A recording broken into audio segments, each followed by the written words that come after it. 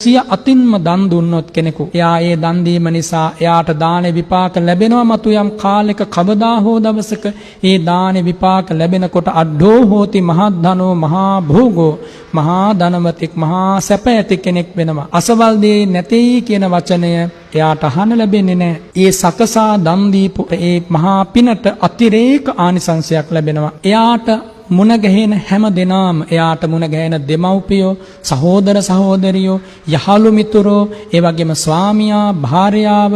එයාට මුණ ගැහෙන හැම දෙනාම එයා කියන දේ අහනවා එයාගේ හිත රිද්දන්නේ නැහැ එයාට බොහොම කීකරුයි එයාට ලැබෙන ස්වාමියා එයාගේ අන ඉක්මවා යන්නේ නැහැ එයාට ලැබෙන භාර්යාව බොහොම සුවිනීතයි දරු පිරිස සුවිනීතයි සේවක පිරිස සුවිනීතයි බොහොම කීකරුයි ලෙන්ගතුයි හදවතින්ම ආදරය කරනවා එහෙම කරන්නේ මක් නිසාද සකසා දන් දීමේ පිනටයි